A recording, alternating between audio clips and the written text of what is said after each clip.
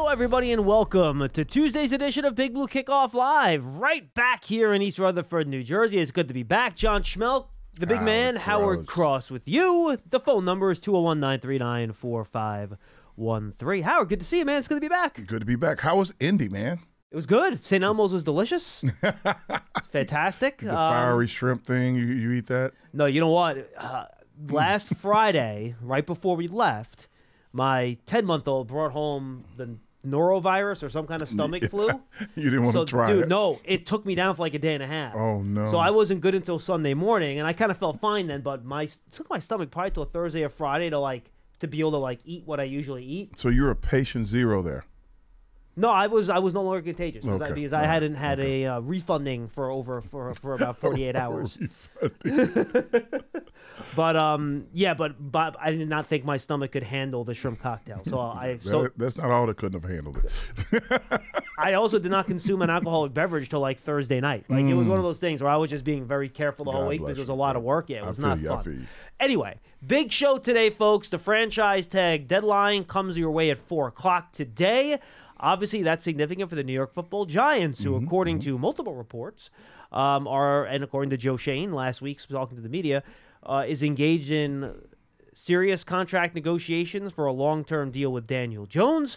Of course, as Joe Shane mentioned last week, the fallback on that is the franchise tag, which is $32.4 million, which would be the fallback if they can't get anything done. And if they can get something done with Daniel Jones long-term, that means the franchise tag for Saquon Barkley is on the table, which is about $10.1 million. And, of course, they're also negotiating a long-term deal with him at the same time they're working with Daniel Jones and Julian Love's agent. All those guys, things are kind of happening at the same time. Yeah, that's a lot of work. But, the thing with Daniel Jones, I think, and I hope his agents are looking into, you have 4 hours to go. If he gets to $32 million. 3.5, technically. 3.5. But if he gets to $32 million franchise, it counts differently against the cap. It tightens the ropes on who they can bring in, how much money they can spend. And he should know that the team will be rooting for him. The team will want to have the same amount of success. But if you're not allowed to tool up, you get what you get. So if his success is bad next year, not only does he not get the $50 million that he would probably hope for in the following year, he gets – I don't want to be mean or anything. He gets the ideal of somebody like, okay, well, who's the next quarterback? Because if you have a bad season, you'll be drafting a quarterback. Or if he gets hurt, right? Anything that. The hurt is the easy answer because then he'll have an argument. But that's the way you build teams based on players' rookie contracts or manageable contracts by quarterbacks. If he's in a position now where he thinks he's going to have, quote unquote, a nice run because he got the right coaching, he got the right everything, then and this is my opinion, not to sell yourself short by any stretch of the imagination, but sign a deal that's manageable for you to make the most money possible. Meanwhile, be able to stay with the team as long as you can and go forward. Because if you sign a reasonable, marketable deal, and don't take 5 or 6 years, take 3 years, and the team is really good for 3 years, the next deal is holy smokes. Yeah, it is holy smokes. Yeah. So but I don't know. I can't give anybody advice on that, but that's how I'm looking at it. Hey, look, and there is a theory to go tag year by year. You become unrestricted, then you can cash out. But there's a lot of risk to that based on what happens between now and then. And also, it's just basic math, right? You take 32 guaranteed on the tag. Even if you sign like a 3-year deal, you're probably getting 75 to 80 million at least guaranteed. Yeah, there's math. Yeah, the problem with it, again, the problem with the tag, he signs the tag and they can't bring enough quality guys in for him to take the next step to upgrade. If his numbers are the same or even worse, because that's the possibility. And it could be because the schedule is going to be tougher. The schedule is going to be tougher, but you can say the schedule's tougher, but he's supposed to progress regardless. Of course, 100%. Yeah, so that's where the rubber meets the road. Now you can project and bet on somebody like that, or you can say like, okay, and his agents are going to do the most to break the bank for themselves for him. But at the same time, again, reasonable thinking person that I am, trying to stay in position as long as possible, I start thinking about, okay, how do I make myself, more – I want to take as much as possible but I want to be able to build a team. And the franchise tag next year, if the Giants would tag him again, it goes up 20%. So then that goes from 32.4 to 38.8, give or take. Yeah. So, and you're also probably going to have the quarterback market reset here, and this Yeah. will kind of bring in the rest of the franchise tag conversation here. Howard, you're going to have Joe Burrow probably sign an extension. Yeah. You're going to have Justin Herbert sign an extension. Yeah. We have Lamar Jackson staring at a contract situation. Who knows if Aaron Rodgers is going to redo his deal. And we just had 2 deals done for Geno Smith, which was 35 on average. But again, it depends how it's structured. And then Derek Carr came in at 37.5. That's the manageable numbers. Those are the numbers that are going to come back to haunt him in the end of the day. And again, when you look at teams that when the quarterback makes a tremendous amount of money, team starts to fall out of favor. You look at the Giants. Eli started making tremendous amounts of money. You couldn't fill the offensive line. The defense got a little slower. It just happened. You look at other teams where quarterback gets paid, team starts to trickle down. Guys start to leave. The only quarterback I've seen so far that's gotten paid everything and still competed very well was Mahomes. I mean, everybody else, they can't do it. And I'm not being mean. It's almost impossible. I'm trying to think of the other quarterbacks. I mean, Roethlisberger, after getting paid, he got 1 Super Bowl, though. You can still get those one-year blips. He didn't get a Super Bowl after he got the big money. I thought after a second. I have to look at that. Yeah, he got the Super Bowl right before he got the big money. Russ, no. Breeze, no. Brady always took a little bit less. He was never highest paid. Niners didn't have anybody. Flacco was pre-money. Look, it's harder. It gets very difficult. Flacco is the greatest example. Bet on himself. He got paid big, and then he's out of Baltimore 3 years later. I mean, that's just it's hard to. I know that you want to keep pushing the market up. I know you want to keep pushing the benchmark up. I know all the agents out there are trying to do it. I know the NFLPA is trying to do that. But for the health of their quote-unquote league players and competition, they got to start thinking about how to, how can I do this? Do I want to win some championships? Do I want to make a run? Think of it that way. If it's all about you, which it should be, because no one wants to tell anybody how to catch, spend, or take money. Take as much as you can get as long as you can, because it's a short-lived life. That's what you're stuck with. You can take a lot today, or bet on yourself today and be somewhere else next year. That's the biggest risk. And then how do you let's say, I mean, obviously, I guess if they do come to a long-term deal with Daniel, and who knows if they do, then I guess the franchise for Saquon's open, and that's at 10. And even if he doesn't sign that franchise tag, Howard, I still wonder if there's a way for something to happen, because we talked about this draft class. It's a very deep running back draft class. A lot of good players. You saw my boy from Bama. A lot of good players. Yeah, Jameer Gibbs, man. Sub 4.4. And, Bijan Robinson, obviously, and other guys that are also very good. And the free agency class doesn't look quite as good now, because both Tony Pollard and Josh Jacobs are going to get franchise tag. Yeah. But you still have a lot of good players. Miles Sanders is out there. Alexander Madison's out there. Kareem Hunt's going to be out there. So I wonder whether or not someone is going to really outbid the Giants to the point where Saquon's not going to want to come. Well, I kind of also feel like Saquon's also trying to be more cap friendly. That's what it sounds like. I mean, running backs by definition are more cap friendly. Yeah, but no, I think he's trying to be for the market at large. He's not out there saying I want to be the highest paid running back. If he is, then I'd be like, okay, well, that's we really appreciate everything you've done, kind of moment, because you see what happens when you do that to a back. They wind up getting banged up. They do. And then other stuff around the league very quickly. Then I'll ask you about the combine, and we already have a full bank of calls. We'll get to it. I know you have strong feelings on Lamar Jackson and Aaron Rodgers, so just go ahead. All right, Lamar Jackson, if you're listening to me, which I know you're not, but if you're listening to me, listen to Ozzie Newsome. Talk to him really quickly. I mean, Ozzie goes out and drafts you when no one else wanted to draft you. Now you've done some really great things. Before you make a tremendous mistake, call some agency, just have them pop in and talk to you, because you're making a mistake doing this on your own. Because once they, quote-unquote, franchise you in 2 hours or whatever time it is, they franchise you, now you got to negotiate and talk to other teams. That's going to be the hardest thing to do, because you're supposed to be working out, training, and getting yourself ready to go. You can't do both. Not personally, you can't. And the thing that I know about, working, quote-unquote, for yourself and negotiating for yourself is your feelings are going to get hurt. Oh, yeah. Your feelings are going to They are going to list all the things you're not good at. They're going to say something to you that, and they're just negotiating. So, like, if they start out saying, okay, I want to offer you 133 guaranteed, and you know you want to get up to 200 or better, 133 is the starting point. You ask for 290. Then you come back, they come up. If he doesn't understand that, if someone's not doing that for him, it's going to be a long day. The other news that Aaron Rodgers has been granted permission to speak with the Jets to set up a potential trade. Let's just say, Jets, this is one of those sell your souls to the devils moment, if you want the truth. And Aaron Rodgers is a phenomenal talent. The kid, you can't deny his talent. I question his work ethic. And when I say that is that all these years showing up late to mini camps, training camps, and all these things, having players, even though they're not drafting the guys you want, not getting there to work with the guys that you have to try to get better. This guy, may have had some of the best arm talent I've seen since Marino. That's how good he's been.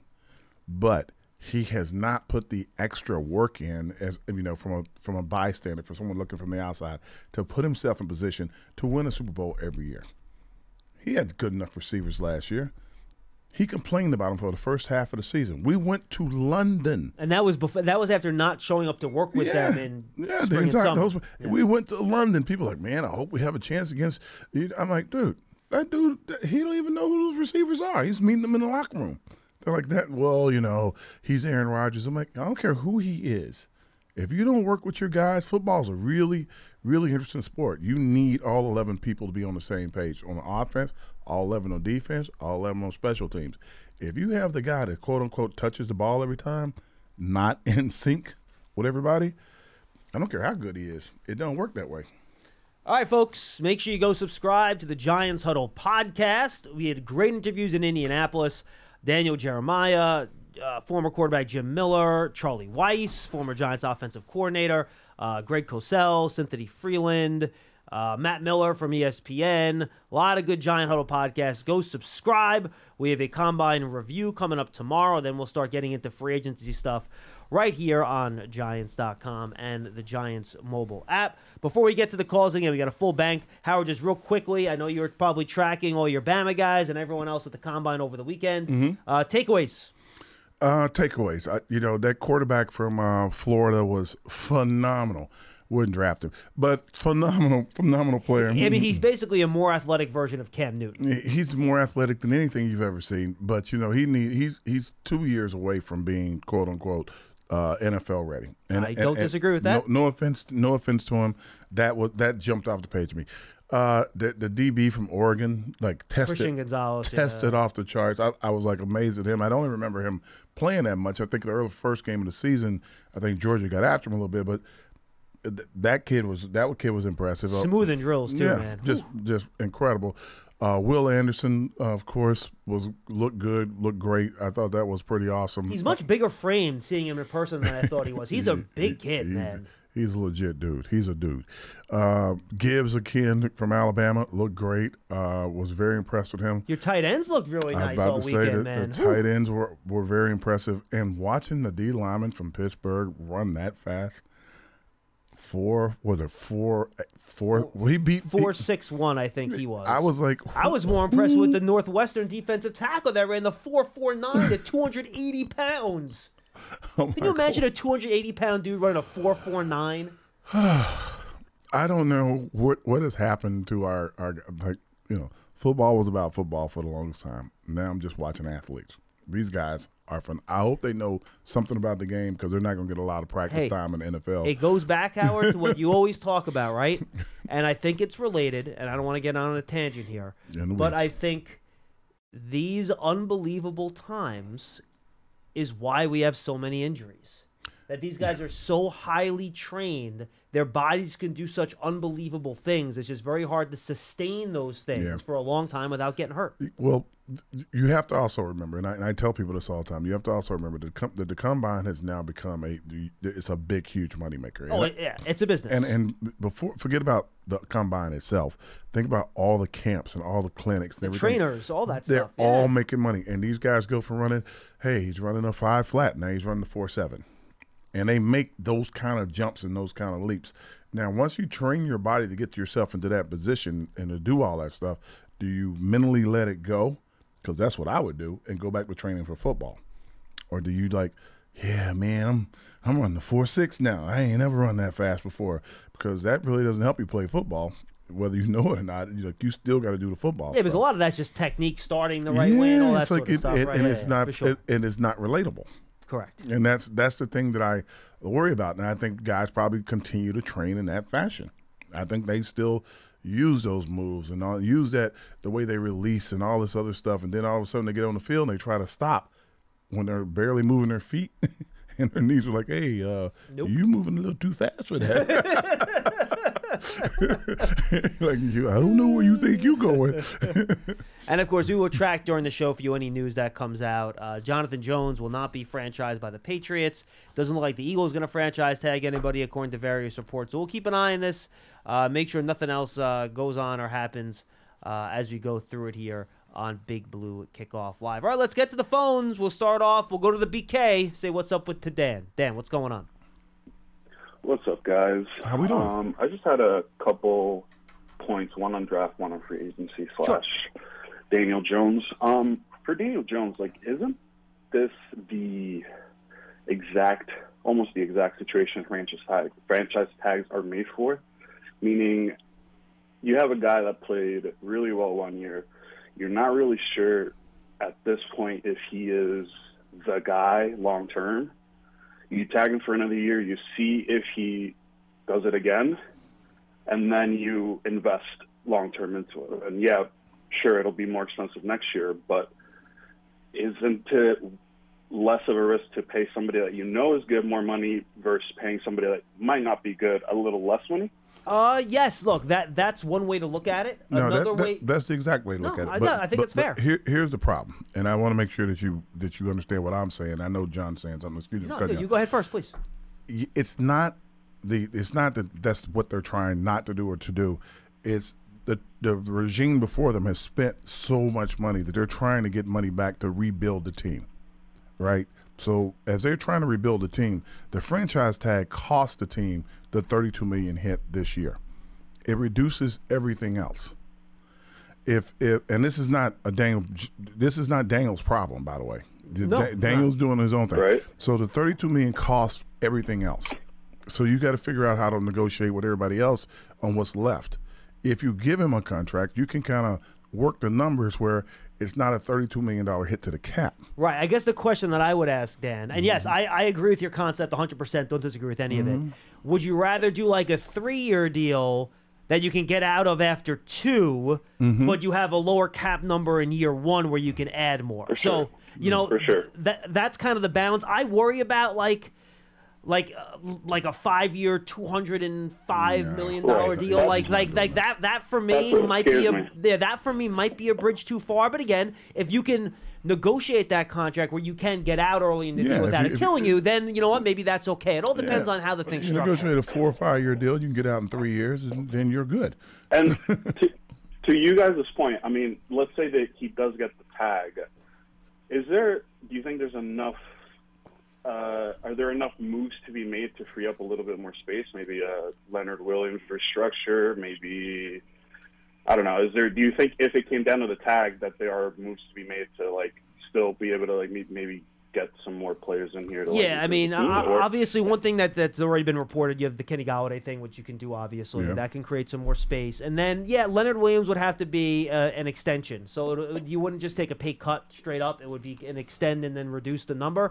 Those are the two main things. I don't think there's any other low-hanging fruit. I wouldn't think they'd do something with Adoree Jackson. I think that's going to stick the way it is. So I think those would be the two main ways you could do something. Then obviously you have to decide how much cap space you want Saquon Barkley to take up too if he ends up coming back. And then on top of that, if I'm Leonard Williams, and I'm thinking this way, if my agent calls me and talks about this, my agent's going to say these words to me like, hey, look, they're going to want you to, quote-unquote, restructure your deal, maybe take an extension.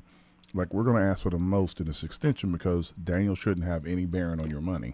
Yeah, basically, that's what's going to happen any next. extension with Leonard Williams, the amount of cash he's getting is not going to change. It's just going to get spread out a little bit differently. Right. Yeah, but they're going to ask for more. They're going to ask for more of it. Oh, of course, you have to, 100%. Lots more. No question. Yeah. All right, Dan, you something on the draft too? Yeah, and then I can take this off the air. John, Sure. I know you get really, really deep into the film. I don't know if Howard also does, but I have some names post-Combine that are intriguing, and I want to see what you have on them. Specifically wide receivers. So Trey Palmer. I have not watched him. Matt Landers. I have not watched him. Bryce Ford-Wheaton. Not watched him. Jonathan Mingo. What universities? I did watch Mingo. His time was really good. I was surprised. I think he ran a 4.46 or 4.48, right, if memory serves me right. Yeah, something like that. And he did that at like 6'1", 216 pounds, which is a good, bigger man. wide receiver. You know, in the Senior Bowl, he was solid. I didn't think he separated as much as I would have liked, but I guess at that size it makes sense. I think he's like, if you end up picking a receiver in like the 3rd round, I think he'd be a guy you would look at. And when you say separate, and then go ahead. I was going to say last name, and then I can get off. Yeah. A.T. Perry. A.T. Perry's on my list. I have not gotten to him yet. Thank you, Dan. I appreciate the call. Yeah, I wanted to make sure I kind of got all the day 1 and 2 guys, most of them done before I got there. Now I have I have a list that I'm going to have to get through over the next month and a half. When you look at guys, please look at guys to get separation. That's all I'm going to ask, because I hear guys constantly can say catch radius and all these other things. You remember Geno Smith had an incredible year this year. His receivers got open. Yeah. Wide open. Well, when you run like Tyler Lockett and DK Metcalf do, you get open again. So when you're looking at guys, look at guys that are going to get open. If you don't look at guys that are going to get open, you ask for the premium from your quarterback constantly. You would like this class, Howard. It does not have a lot of big, slower, contested catch guys. This is a bunch of 5'10" guys. Except for the guy from TCU. Run a little bit. Except for the guy from TCU. But correct. That guy gets open too.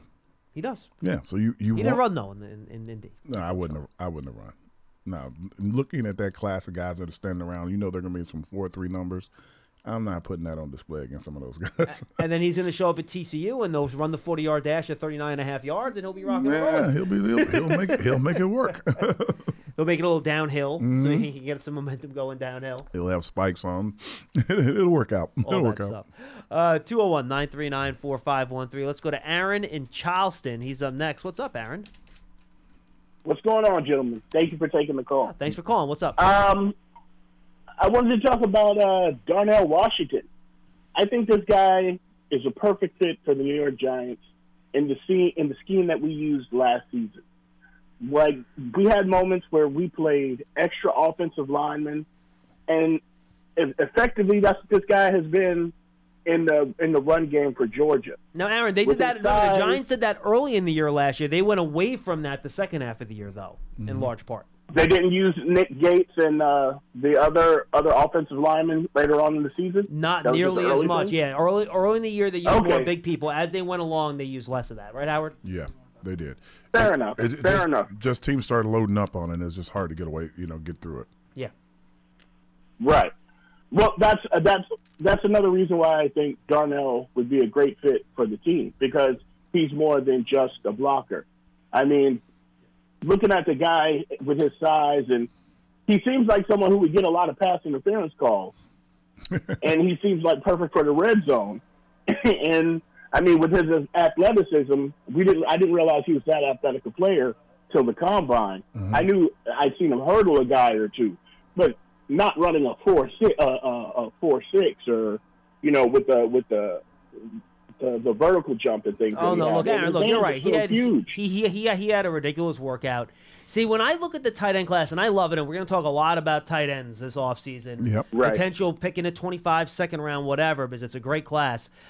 See, I feel like Bellinger right now serves that two-way tight end archetype that you're looking for. He's a good blocker. Mm-hmm. He's developing as a pass catcher, but he's not a dynamic, run past people, create a lot of space type of pass catcher. Mm-hmm. If I'm going tight end in this class, I want somebody that's going to catch passes first and foremost. I'm looking for a big wide receiver that's going to play in the slot sometimes, move around, and don't freak out, an Evan Ingram type of tight end. That's more what I'm looking for based on how Mike Kafka and Brian Daboll want to play, based on what they've done in the past. I think Washington, if you're looking to be a bigger 12 personnel, pound the football type of team, I think that's a great fit. My feel for the Giants and how they would prefer to play is for Kafka to get his new Travis Kelce. When Brian Daboll was the tight ends coach in New England and he had Gronkowski and Aaron Hernandez, get guys that can be receiver first maybe is a little strong because Gronk could block really well too. But I'm looking to draft more of a guy that's going to scare you in the passing game to help your quarterback a little more than somebody that's more of a block first guy. That's how I look at it, at least. It's a little bit of both. I think you need somebody that you. It can't be a guy that comes in the game and you know they're going to throw the ball. It just can't be. It's got to be. It's got to be somebody that's a little bit versed at blocking. You can't be afraid of him to be inline blocking, and you can't be afraid, to put him to stretch him out and put him in the slot. It's got to be a guy that's both. If you got a guy that's just a strictly, and no offense, Ingram, but if you have a guy that's mostly an Ingram type guy, you know that they're going to throw the ball. When you know they're going to throw the ball, you automatically rotate the coverage. Yeah, but if you're in 12 and you have Bellinger on the field with the receiving tight end, I don't think they know you're going to throw the ball. I think you can run it in those formations too. I think they know you're going to throw the ball. Okay. It could be, if you're not a serious threat to at least cut the guy off on the backside. Right, and that's all you need to do, by the way. Just get in the way. We've watched some games where back then that there was no cutoff on the backside. Fair enough. Just ran through the guy, and he was trying. It wasn't like he wasn't trying. He was trying. You have to understand, and teams are smart enough now that if you see it happen, like, okay, this guy ain't blocking, so just bear down on him. Run through him to go to the backfield, and that's what teams will do. That's part of why I thought of Darnell Washington, because if you run a 12 with Darnell, he's legitimately in there a block. This is a guy who's embraced the whole sixth offensive lineman moniker. You know what I mean? Yeah, but it just seems to me like a guy who can block downfield and would help Daniel Jones part of the run game as well as whatever running back we have, Saquon or anyone else. Yeah, but Bellinger does a really good job blocking. He does an incredible job blocking. He does. I'm a big fan of Daniel Bellinger. And he catches the ball pretty well. If you duplicate Bellinger, then you're in a true 12 personnel. Now, look, Aaron, if they draft Darnell Washington, they'll use him well, and he'll be an effective NFL player. And he's probably going to go in the first round when all is said and done. So that certainly wouldn't be a bad pick. I would just for me personally, I would personally prioritize a little bit of a different skill set. I would rather draft Dalton Kincaid out of Utah. I would rather draft Laporta out of Iowa. Michael Mayer, I would rather draft than Washington as well because he can do both. He can catch it and he can block. And, and then the kid out of Oregon State's pretty good too. I haven't seen enough of his tape yet because he was hurt so much this year. Don't draft him. Hurt so much. Don't do hurt so much. Get a knee. No. Dependable. Yeah, and the other thing is then you put pressure on the wide receivers. And that's the thing. Yeah. I'm trying to help the wide receivers. You put a lot of extra pressure on wide receivers when you put two guys out there that aren't really going to go down the field. Yeah, see, Aaron, here's kind of what my prevailing theory is right now. I don't love this wide receiver class. I don't know if you're going to have a guy worth the bang for the buck at 25. And I think you get into the second round and the third round, you can get a nice player, but you're not getting like a difference maker per se. There's going to be one of them. Maybe you're the team that finds it. But I feel like your tight end, if it's the right type of player, maybe if he doesn't serve as your number one, he can serve as almost like a 1A or 1B if he's a good enough receiver and a matchup problem, the same way Kelsey is in Kansas City. And I think you can really kind of mold your offense in a little bit of a different way. And then to Howard's point earlier, right, you're paying a quarterback all this money now, right? However you end up paying Daniel Jones, you're paying a lot of money. Eventually, if you have a top tight end, that top tight end is making half as much as a top wide receiver. Yep. So it allows you to manage your cap a little bit better too. That's true. Right. Thank you, bud. Mr. Cross, you were perfect for this one. Just one quick question that I'll take off the air. Sure. What do you think about these free agent off-ball linebackers who are recently coming available that they're talking about? And do you think the Giants have a shot at any of them? I assume Eric Hendricks is one of the guys you're talking about? Yeah. Eric Hendricks, Bobby Wagner. They said Devin White is probably going to become a free agent. Well, he's not going to get tagged with Bucks. I mean, so some of these names. That was it. Appreciate it. A lot of those guys. I mean, I don't think Devin White's going anywhere. I think he's safe. I think what's going to also happen though when these linebackers come up, it's going to depend on if Daniel's in the franchise or if Daniel gets signed. If Daniel gets signed, you can afford a higher ranking guy. And again, these are renter guys. Unfortunately, you'll have them for 2 or 3 years. You're not going to give one of these guys. Yeah, I would not go that old. Like the Bobby Wagner and Eric Hendricks, I would avoid that. Levante David's 33. Yeah, it's just not. Tremaine Edmonds is going to cost like a lot, $15-20 million a year. I can't go there. You know, a David Long, maybe he's only 26. Yeah, he's a good player. Do you want to steal T.J. Edwards from the Eagles? No, not particularly. He's 26. Van Der Esch just had neck issues. Okereke from Indianapolis, he's a decent player. He's all right. Yeah, I mean, I think you're gonna have. Yeah, it's just not a stopgap guy this year. I don't think you're finding your like long-term answer in free agency. It's gonna be like who's the kid we had that was really decent for us that played, and he was only here, got the knee. Martinez. It's going to be a Martinez type situation, right? It's going to be like a Blake Martinez. And probably not even that expensive in the first year, to be honest with you. That's what you're kind of looking at, I think, in free agency linebacker right now. That's what we're looking at, or what I'm looking at. 201-939-4513. Hey, folks, go download Giants TV, the Giants official connected streaming app. It brings original video content and game highlights on demand and direct to Big Blue fans. Giants TV is free on Apple TV, Roku, and Amazon Fire TV on the Giants mobile app. And also, Giant fans, don't forget to take your fandom to the next level with a season ticket membership. Stay connected to the club all year round, not just on game days. Memberships are now available for the 2023 season. To learn more about all the exclusive member benefits, visit giants.com/tickets. Limited inventory is available. Back to the phones. Cliff in New York is up next. Hello, Cliff. How you doing, guys? Listen, I was catching up with the terrific content that you posted from the Combine on Giants.com, and I saw the interview with the former agent. Was it Joe Curry? Yep, Joe Corey. Yeah, he was great. Yeah, and you referenced Big Blue Kickoff Live callers on that segment, and it wasn't. I was disappointed to see it referenced as Daniel's contract being related to endorsements, because what I just. And by the way, Cliff, that was Paul Dottino's question, not mine, just for the record. Oh, I know, but I don't think Paul got to finish what he really wanted to ask, because he wanted to get that out of the way, I thought. What you guys just laid out with the contract, Daniel's not being nice to the fans or nice to the Giants by going for a deal. I wouldn't either, just so you know.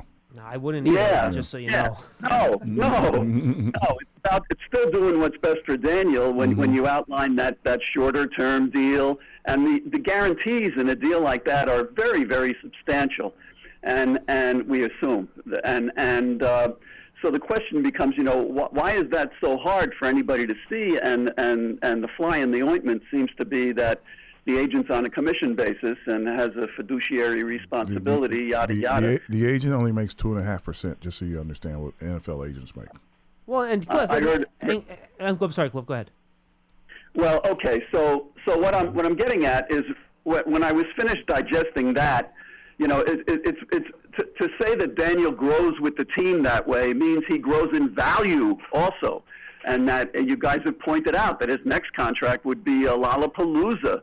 If he's able to be compensated fairly in his mind at $80 million guaranteed, while the rest of the team gets built up, he's going to get end up and the team becomes a perennial playoff contender, which is what we're trying to do. Then he's going to be a top 5 guy value-wise, probably. So why not? What's in the way of this reasonable approach? It's driving me nuts. I mean, I want to.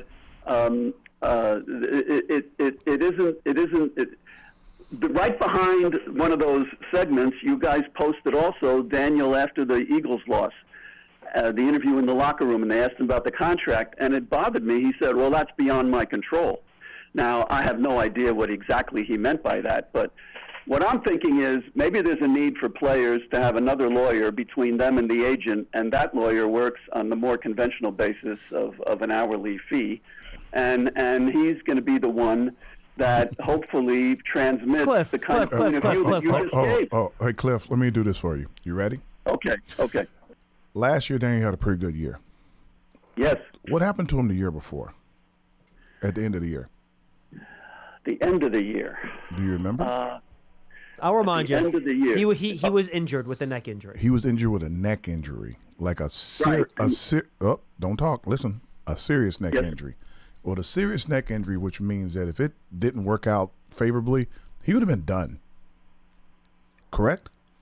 Right. So now you want me with my neck that I just barely got by with, maybe, to take what? Favorable for who? Now, that was not a structural issue. It was a muscle thing. I know, but just in general. Yep, I got you. Just in general. So what are you asking me to do once I hurt my neck? I want him guaranteed for more than 1 year. I want him guaranteed income for more than 1 year. You have to work with the confines of if I know that's a possibility for me that I could actually get hurt because if I had hurt my neck, I don't care muscle structure whatever, I may have stopped that day. Went home, packed my bags, and said, hey, guys, I really appreciate your time. I don't like the idea of not being able to walk or something.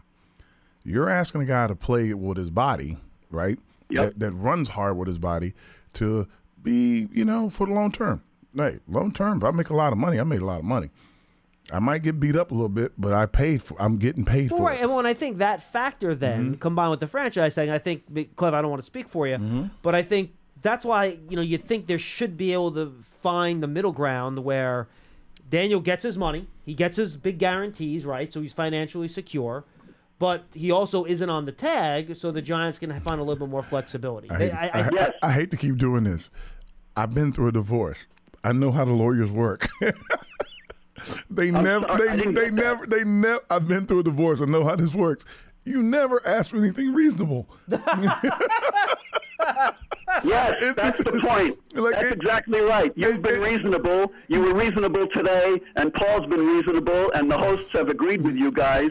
Yeah, and we've got this all worked out between us, except we're not the parties doing the negotiating. And Cliff, I hate to say this, if you were the guy that was wearing number 8 and was young and good looking and running around, you'd be standing where Daniel is, or you'd be standing where Lamar Jackson is. And I will say this too: don't take the agency away from the player. The player can tell the agent to do whatever he wants, and the agent has. Are you sure? Are you sure? Everybody, hey, you work for me. The agent is the employee of the player. Daniel Jones is the boss. Why did he say it was beyond his control? He's saying that because he wants you to know, as fans, he's not going to be a part of the quote-unquote media, what we're doing now, conversation. And he's not going to be the guy sitting there like Lamar Jackson negotiating the contract. Lamar Jackson is sitting there taking slings and arrows and throwing some slings and arrows himself, asking for whatever he's asking for. What Daniel's got to do, he's just sit back. Well, my agent's going to handle this. This is a little bit out of my control because basically Daniel might have an idea, but I doubt he has a full idea of what the market's going to be in 3 years. He doesn't have a full idea of what everything is. He has a better idea now that the two guys signed. The guy signed in New Orleans and the guy signs in Seattle. He has a little bit brighter picture of what's happening, and he has they have numbers now to really lean on against and for. But before that, there was no picture that could be created. So now in these next couple hours, that's what they got to deal with. Well, I sure hope so. I was delighted to hear that he actually did meet with Joe Shane last Monday on the premises. I don't know if we heard that yesterday. That wasn't quite a meeting. He probably saw him while he was here. I don't think they were just there talking like that. Yeah, I mean, Daniel comes in and works out. Daniel works out all the time. He came in to work out, and he met with Joe Shane. That's what Paul said. Joe Shane said I can give you the quote from the press conference. I saw Daniel Jones in the building. It wasn't like a sit down negotiations session. You know what's happening. Okay, so he saw him and shook hands with him and said, "Hey, look, don't worry about what's being said, what's going on. I know this is part of the process, and we're going to try to do our best to get this deal worked out for you." Shake hands. All right, Carl, all right, Joe. Appreciate seeing you. Kind of conversation. I remember too. It's not as simple either as. The two sides could come to an agreement on, all right, this is what we want our, millions per year to look like, but maybe they're off on the guarantees. Maybe they're off on contract structure. There are a lot of complicated factors here that, to Howard's point earlier, you need the agent for. As a player, definitely need the agent. To quote Howard, you're not getting to the weeds on that stuff if you're the player, because frankly, you're not going to understand it. Look, this is we all regular people, we hire lawyers to buy houses for us. Mm-hmm. That's a lot simpler than these freaking NFL contracts. Yeah. All right? So it gets very complicated, and it's expensive, but it's a moving target. But you get what you pay for. Yep, it's a moving target. 201-939-4513. DJ in Virginia Beach wants to talk about DJ. I'm assuming you don't want to talk about yourself, DJ? No. What do you How you doing, John? How you doing, Howard? Yes. Very good, very good. All right, so I got two questions. My first question is about DJ, obviously, and the contract. Mm-hmm. So from what I'm hearing, everyone's saying that he's going to get the non-exclusive tag, which is at $32 million. 32.4, and if a team gives them an offer sheet, the Giants can match, and if they choose not to match, they get 2 first-round picks. Right. So I'm curious, why do the non-exclusive tag? Like, are they not worried about losing DJ at some point? They believe they'd be willing to match any contract that another team offers them.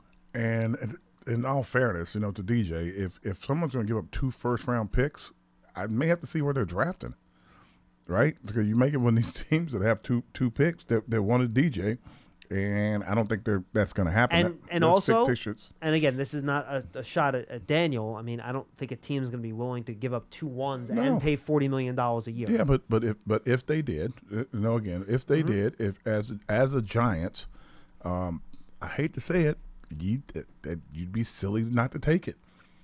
Yeah. And then the Giants can decide whether or not. Look, and I think part of this too, also, DJ, is the Giants are saying to Daniel, "All right, well, you think you can do better than what we're offering you? Here's the marketplace. That's go find it. Lamar Jackson is going to be the guy that's going to get banged over the head with that one. Now they might put the exclusive tag on him, so he can't even negotiate with anybody. I would let him go out and try to negotiate because that he doesn't know how to do it. Yeah, but the problem though is that you won't get more than 2 first-round picks in that situation. Where if you trade, I think they're going to trade Lamar. I think they're going to get to the point like I don't want to deal with this anymore, and I think they're gonna find a team. Maybe it's the Jets who's trying to work something out with Aaron Rodgers, right? And they might get like 3 first-round picks for Lamar Jackson. That's true. Yeah. Well, we'll see.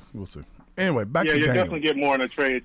Yeah, but Daniel's not, right now hasn't proven to be give up 2 first-round picks for him. A lot of teams would love to have him, but I don't know if they'd give up 2 first-round picks for him. And then pay him on top of that. Yeah. Mm-hmm. Right. Yeah, which makes sense. So it's kind of like a calculated risk. Yep. I mean, you got teams like the Jets that they seem like they're desperate for a quarterback. Like if they lose out on Aaron Rodgers, you never know what they might do. Oh no, DJ! If Daniel Jones was just an unrestricted free agent with no franchise tag, he'd have multiple offers for $40 million a year already. Yeah. Yeah. Right. Whether it's the Raiders or the Jets or the Falcons, take your pick. And it's not the $40 million that's preventing teams from doing that. It's the possibility of having to give up 2 first-round picks. That's correct. Yes. 2 first-round picks. Yep. Yeah. That makes sense. Yeah. Yeah. So my last question is draft related. So there's 2 guys that I really like in the draft, and they're going to go probably in the later rounds. But I don't hear a lot about them. Like they don't talk about them as much. Well, that's because they're going to go in the later rounds. Who? Okay. Sorry, go ahead. That's all right, DJ. Have to make it a joke. Go ahead. Right. So one is Roschon Johnson, Bijan's backup. Yep. So if you saw what like Damon Pierce did this year or last year, he kind of reminds me of like a Damon Pierce where he's kind of tough to bring down. Yeah, Roschon's a bigger guy. He's like 6'1", 215. I think he weighed in at. He ran a pretty good time. He ran in the 4.5s. Bigger guy, bell cow type of back. I think he's going to be a day 2 pick, and I think he could be an NFL starter. It's a good play. Yeah, and then the other guy is Zach Kuntz, which I'm high on the guy obviously because I'm from Virginia, and I see him at ODU sometimes. But he was like first and second on pretty much every category in the tight end class. Yeah, he tested well. But no one really talked about him. Well, he goes to Old Dominion, and that's not for me to take a shot at Old Dominion. Wow. But I mean, people aren't tuning in on Saturdays to watch Old Dominion play football. There are a couple guys, some HBCU guys kind of showed up there too. Like it's just you never know. Yeah, but look, Kuntz did really well. I mean, he was probably either the 2nd or 3rd best tester at the tight end position. Mm-hmm. I have not watched him. I'll have to go back and take a look at him. But yes, I think Kuntz showed the athleticism to be a pretty good receiving tight end. Yep. And I think he could play himself into late day 2 consideration. Again, I have to look at the tape. but late day 2, early day 3 consideration based on how he ran. Yeah, they've been talking a lot about the tight end market. They're saying that there's going to be a lot of tight ends drafted in the first 2 days. Dude, you might have 3 or 4 tight ends in the first round. That's you might crazy. have you might have 1 or 2 tight ends selected before a wide receiver is taken. That would be crazy. You would love it. Wow. Howard would be in heaven. That'd be crazy. But, all right. All right, thanks, DJ. Now, you watched a lot of Michael Mayer this year. Real quick before we get to Donnie here. Yeah. Your thoughts on Mayer as a player?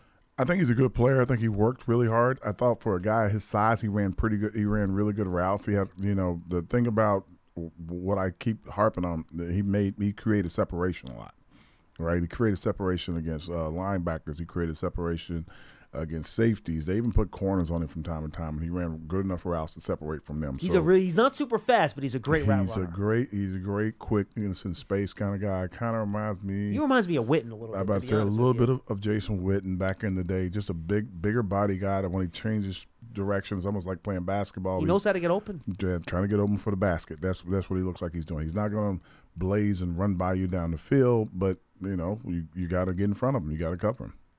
I'm with you. All right, let's go to Donnie in Queens. Donnie, he's a hell of a blocker, too, by the way. Yeah. Let's go to Donnie in Queens. He's up next. Hey, Donnie. I am not a hell of a blocker. I was thinking that was like a wrong transition, but that's pretty good. I was more of a scat back. Good afternoon, guys. Hey, certainly not going to begrudge Daniel for trying to get his worth, right? I think all of us in our day jobs are going to try to extract as much money out of our employer, so no problem with him trying to do that. Sure. Now, as a Giant fan, though, I root for the laundry first and foremost. Mm-hmm. Of course, and you should. The players come and go, unfortunately. This is a negotiation that they should win.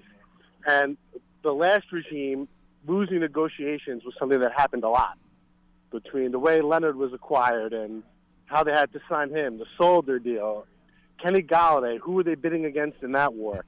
So to me, with the tag in the back pocket, unless Daniel's taking a deal in line with what Geno and Carr got, and just let him play on the tag. And my reasoning for that is those guys have outproduced him, and he's younger, so that to me kind of evens the playing field.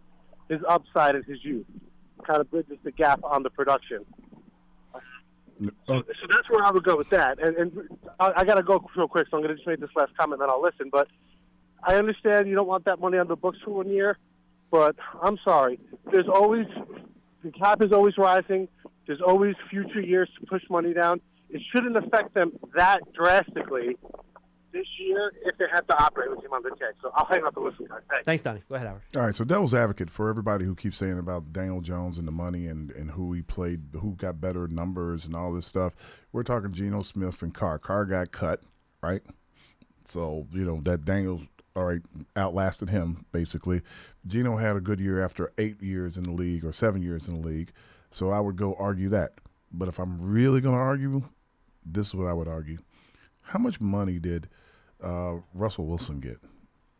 Boom. How much money did Deshaun Watson get? Boom. How much money? And did Aaron Rodgers get? And Kyler Murray's another one. I was getting to him. I was like, so I got those guys that are out there, and I'm looking at them like, okay, well, you keep talking about these two guys, but I played better than all those guys. And those guys are legendary guys, some of them. So what am I supposed to do here? That's the argument. That's where the agents were arguing. For people who are trying to figure out where this number is coming from, that's kind of where and this is, again, opinion, that's where the number would be coming from. Yeah, that's how it works. You look at all the quarterbacks that make X number of dollars, you put your player against them, and that's how you come up with an ask. Absolutely.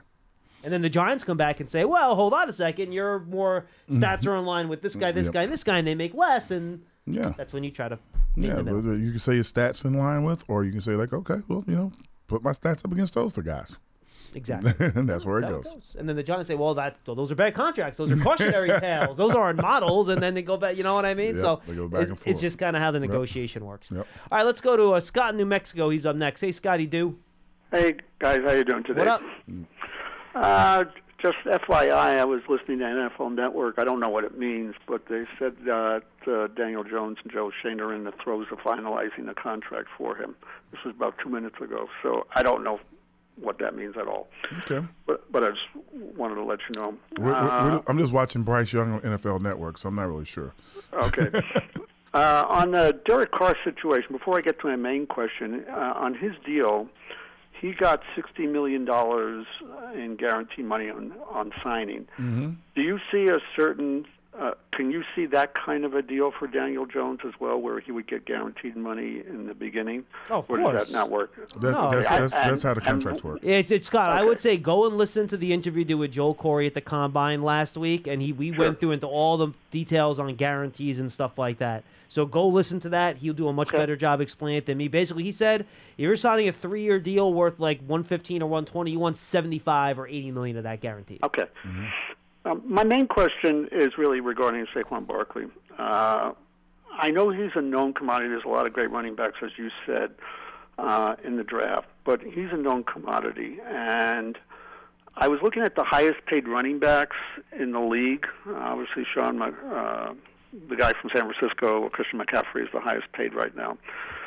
But do you know what Saquon Barkley makes now? What his number is now? He's at the end of his rookie deal. Yeah, what does he mean? Like 4 or 5, right? What is dollar value is what I'm getting at. What his full rookie contract was, or no? What is contract? How much does he make now? Is what I was getting at. Well, but no, it's the thing. He signed the 4-year, $32 million contract when he came out. So six, around 8 year, give or take. Okay. So people like Leonard Fournette are making 7, and then everybody else is making 10 to 12. If he is on a franchise tag, what does he make? And if they can 10.1. Yeah. 10.1. So that would be right in the middle of what all the other running backs are making, because Aaron Jones and Joe Mixon and those guys are making 12. 5, right? Mm-hmm. Right. Can they do? The question I have is, can they do both a structured deal for Daniel Jones and a structured deal without using the franchise tag for Saquon Barkley and still have enough money to do other things that they need to do? For example, Jalen Ramsey. Scott, you have this reverse. Using the tag is more expensive this year than signing the long-term deal. Yeah. The long-term deal for both guys would cost the team less in cap space this year. Okay. Yeah, that's why I was confused. So I just wanted to make sure, because I would hate to lose Saquon Barkley, even though there are a number of great running backs, and that was just my point. Mm-hmm. And I'll take your answers off the air, guys. Thanks again. Yeah. Yeah, look, they would rather not use the tag on either guy, to be honest with you. Yeah, but that's for sure. But it's just, again, everybody hold your breath. Let's just see what happens. But they're trying to negotiate. And imagine this. They're trying to negotiate with 2 guys at the same time before 4. That's, not to mention the other guys that are out that are on the team that they're not going to get tagged, like Julian Love. And it's just like by 4 o'clock, Julian Love could be getting calls from other teams immediately. Well, next week, okay. Well, you know what I mean. On Monday, yes. On Monday. Monday at 4. Which is not 12. Monday at 12. Which is not that far away. No, it is not. Yeah. It all kind of comes up together.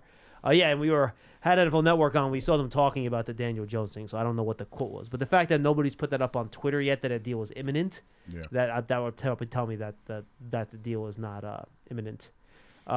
Here's a quote. Here's a tweet from Adam Schefter. Here we go. Contract talks between this is just me reading his tweet, not reporting it myself. Contract talks between the Giants and quarterback Daniel Jones are, in the words of one source, quote, going right down to the wire.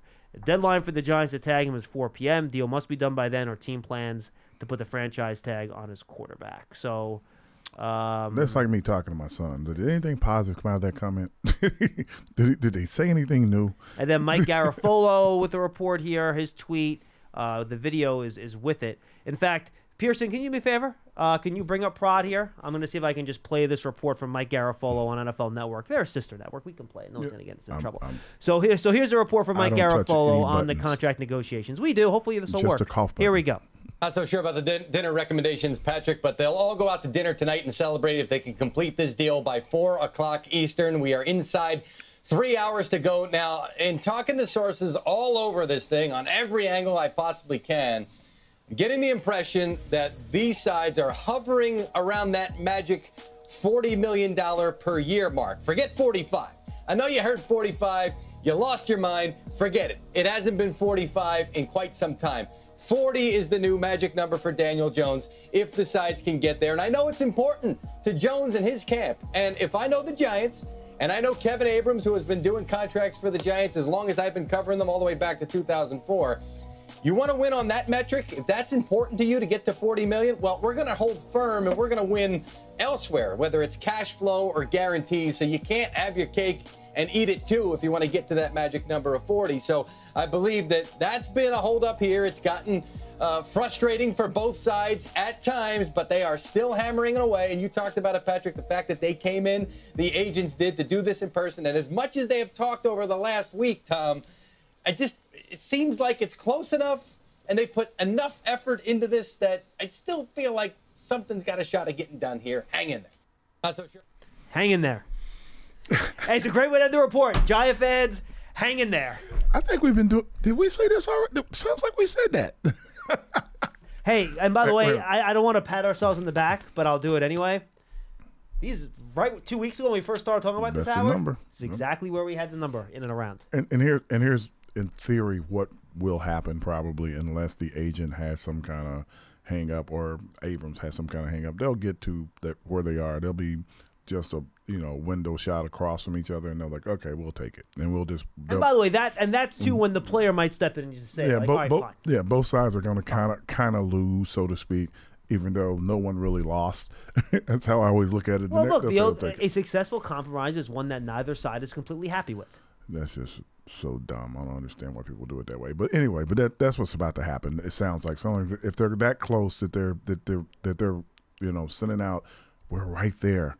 Then hopefully they get it done. But again, it goes back to what we talked about before, Howard, too. Like, it's not just the numbers per year. It's structure, yeah, I know, cash, guarantees. Here's why I hope length.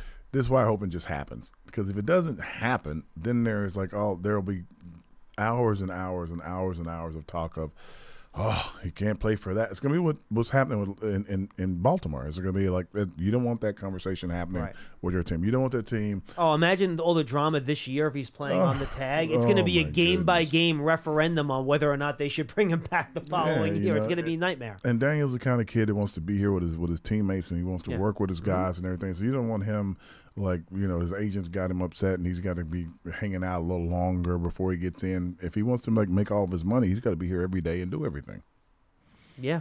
So it's as long as hopefully it gets done for both sides. Yeah. They got a couple more hours to do it. And then, by the way, it could still theoretically get done before free agency opens on Monday. Yeah. But this is the motivation, so then the Giants can then use it. If they want to, they could use the tag on Saquon. So I imagine the Giants' best offer would be presented by 4 o'clock today, and they probably won't get much better than that. Yep. So yeah, they kind of know where they are. We'll see what happens. They're gonna squeeze every dime they can get out of it. Yeah, both sides will. And yeah, that's kind of why they negotiate. Ring in the towel. All right, let's wrap it up. Charlie in Portland, Maine had to get one more call-in before Daniel Jones was under contract for next season. Hello, Charlie. Hey, Charlie. Hey, guys. Hey, Howard. Hi. This day will live in infamy. Why? Because you called into the show? Yeah, tag and you're it. That's what's going to happen, guys. They're not that close. You know why they're not that close? Money-wise, they're close. Giants are willing to move up money-wise, but they want an out. They don't want Jones for 4 years. They're stuck with him, and if he tanks after the first year, they have no way to get out of this contract. So what the holdup is they want to get out after the second year, and it's guaranteed money. That's what this is all about. And if it hasn't happened by now, it ain't going to happen. Well, I'll be curious. I have a question for you, Charlie. If there's a long-term deal, I'm asking you this too, Howard. Mm-hmm. If it's a long-term deal, how long do you think it's going to be? Charlie, why don't you go first? If this gets done, that means Jones's agents have capitulated. What's that word? Capitulated? Capitulated. Yeah, capitulated. That's it. That's not either, but okay. To change demand to have a way out of this. You did not answer my question, Charlie. If they sign a long-term deal today, how many years is it going to be? Oh, it will be a 4-year deal, but they'll be able to get out of it after two. Okay, Howard, how about you? That's about how every deal is. Unfortunately, they sign guys to big money up front, but they kind of give themselves an out in case things don't work out. I'll say 3-year deal out after 2. It'll be 3 or 4. I don't know. It's just and again, nothing against Daniel. It's just nothing against Daniel. If it's got to be, you got to have enough money to build your team. That's the whole thing that they're working with. and they know what they need to do. So, John Mara's probably sat with Joe, and Joe's explained to John, like, okay, here's where we are financially. This is what we have to do. Here's how much money we need to move forward. We need to sign this much money for the rookies, and we're gonna, if we can get this guy or this guy who's going to be in free agency, they've probably already earmarked guys. It's like, but we got to get to them and have them in before people start, really bidding for them. Yeah, I want to set the bar here, Charlie. So when you call in and complain later, I want to see, what would you be happy with, Charlie? What do you want to happen in the next 2.5 hours? He wants to them to draft Paxton Lentz, or what is that guy's name? No. Paxton Lentz. Stetson Bennett? You mean Stetson Bennett? Who is that? The hat? No, the hat that won 2 championships. Yeah, Charlie, you should know him, Howard. He's gonna took out Alabama. Watch out, dog. Watch out, dog. I don't want to talk about that little midget. Leave that little midget alone. That little midget's a winner, but that's all I know.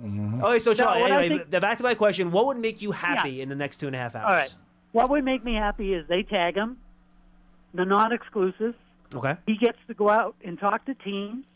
Some team, some stupid GM gives him more money and a better deal and long-term, guaranteed money. They come back to the Giants, and Shane says, I can't do it, and we get a first-round pick. 2 first-round picks. 2 first-round picks. 2 picks. first-round, whatever they negotiate, at least one. No. There's no negotiation, Charlie. You just get 2 first-round picks. Yeah. All right, then we get 2 first-round picks, and so say it's the Falcons, the Raiders, whoever wants them, right? All of a sudden, now we got a pick in the top 10.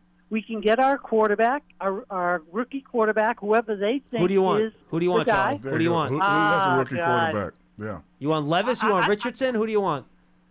I would take Hooker. I like Hooker. You're picking Hooker in the top 10 off of an ACL? No, not in the top 10, but we. You just said get a top 10 pick and pick a quarterback. All right. It would either be Stroud or it would be Richardson. Okay. Either Stroud or Richardson. You don't want Levis? No. God, that's another Daniel Jones, for God's sake. Oh, I missed you, Charlie. Please. Have a good day, man. Okay, guys. Enjoy your next 2 too. hours. That's funny. That ain't even funny. He's just whatever. If Daniel goes on, signs with Giants for 3-4 years, goes to the Pro Bowl for the next 4 years, wins the Super Bowl, Charlie will still call in and talk bad about him. Guaranteed. Not the day after he wins the Super Bowl. I got money. He'll wait. I'll bet you $5 right now. He'll wait 2 or 3 days after they win the Super Bowl, and then he'll call. He'll call in to explain why they didn't win because of him. It was something else. It was the defense. It was all defense. He just threw a bunch of 3-yard passes. The receivers were like getting yak after the catch. Every last one of them. You can't believe it. The special teams were awesome. They kept punting the ball inside the 5. Nick Foles won a Super Bowl. Oh my God! It would be Nick Foles won a Super Bowl. Oh my goodness! It's a good one, Pearson. He's like, Trent Dilford won a Super Bowl. How could you say this guy is great? Oh my God! Some people I don't know. Did Daniel throw a rock at him or something? Not sign his autograph? What happened? All right, this is pretty funny. Before we say goodbye, and Pearson will appreciate this. So Rich Eisen mentioned on the Rich Eisen show that the rumor in Indy that he liked that Tom Brady was going to come back and play. Yeah. And a couple of people aggregated that, right? Yeah. So Tom Brady retweeted one of the tweets that aggregated the report that he might come back, and this is what he tweeted out. Anyone who thinks I have time to come back to the NFL has never adopted a 2-month-old kitten for their daughter. Come on, Tom. That's mean. It's not wrong. That's true. I've never had a kitten. I know 2-month-old puppies are just a disaster. They're he has really a kitten? Apparently he got a 2-month-old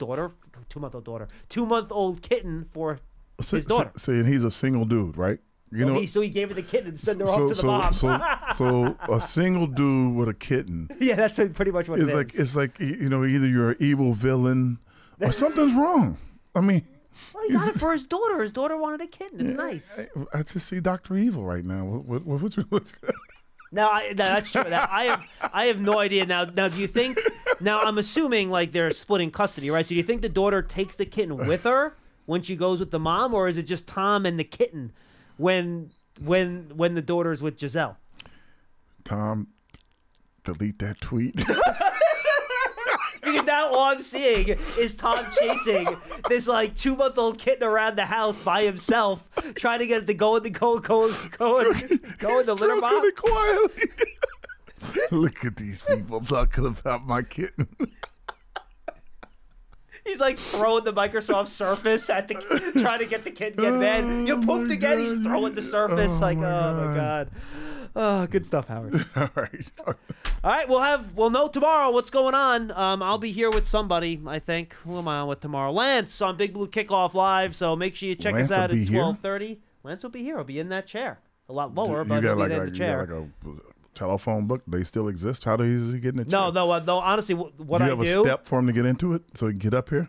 Pearson, should I do it? No, don't do it. Should I do it? So when Lance is next to me and we do the show, I do this. You let yourself down. Don't do that. That's not right. I do. We have to do it. Otherwise, I'm like just give him the David Letterman. Be looking at him down all the time. I would do that. Anyway, love you, Lance. See you tomorrow at 12:30 on Big Blue Kickoff Live. And enjoy the next 2 hours of 2.5 hours of the Daniel Jones sweepstakes. We'll see you then.